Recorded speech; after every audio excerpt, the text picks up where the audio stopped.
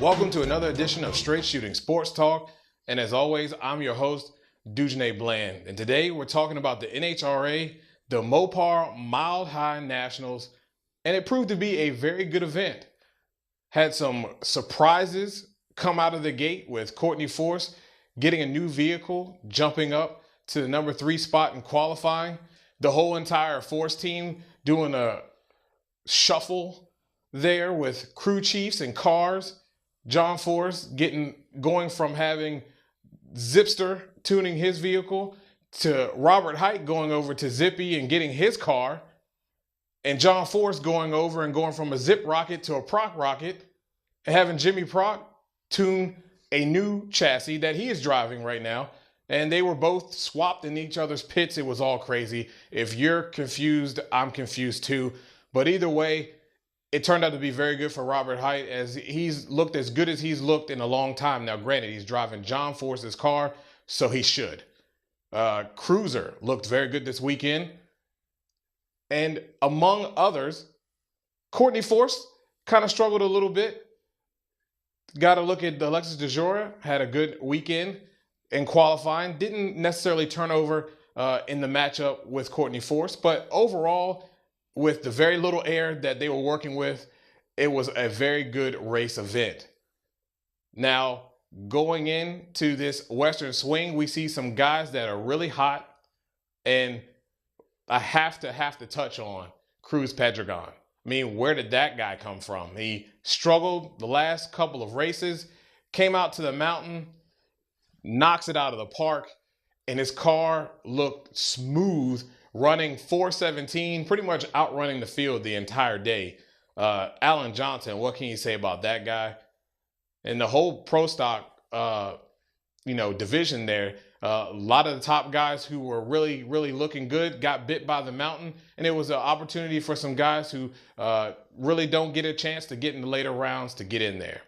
Well, now it brings us to our old line speed shop, top 5 power rankings. We're going to start with top fuel, and we're going to keep Doug Coletta right where he was. I understand Spencer Massey won, and he didn't look as well as he should have, but don't let the mountain fool you. It's kind of, a lack of air, and they're going to be fine. Going to Bob Vandergriff. Boy, he took advantage of that, didn't he? He's been consistent, and we've been telling you that for weeks now.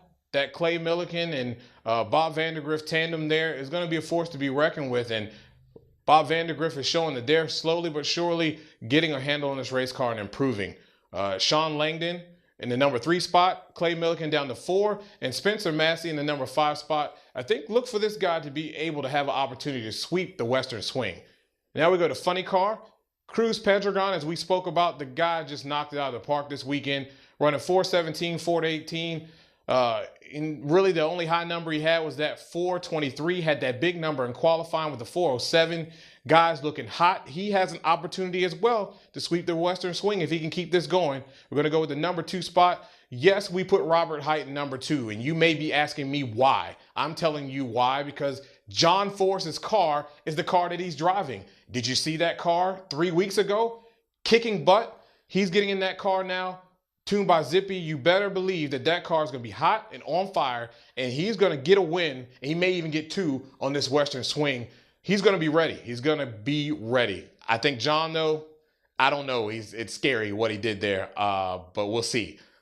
Going to go with Courtney Force in the 3 spot. Matt Hagan, number 4, rounding it off with Bob Tasker the 3rd.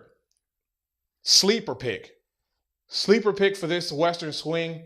I'm telling you right now, that car has been hot on and off, but he looked really good. It was just, it was like grand theft. He literally got that round stolen from him. Grand theft. It was amazing. But that car was amazing this weekend. Now we're going to go over to Pro Stock. Alan Johnson, what can you say about that guy? King of the mountain. Maybe Bandemir, how about you go get a crown and start manufacturing those and giving those out? Because that guy deserves one. 5 times on the mountain, he wins his sponsor's race. We go to number 2, Mike Edwards. He was pretty strong.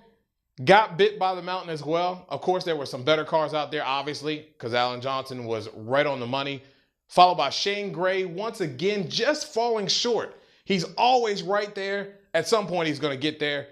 Jed Coughlin, we kept him in the number 4 spot. Really couldn't see anybody else that right now is going to catapult over him. He just had a little hiccup on the mountain like others did. He'll be fine going down the stretch, going out to Sonoma. And V Gaines rounding out that top 5. He looked really good this weekend, huh?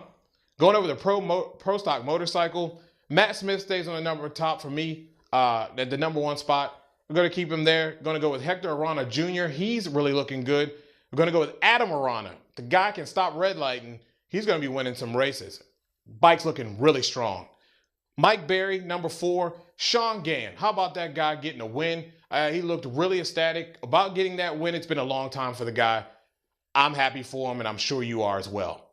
Well, we appreciate you watching our show. As we said, NHRA will be off to Sonoma.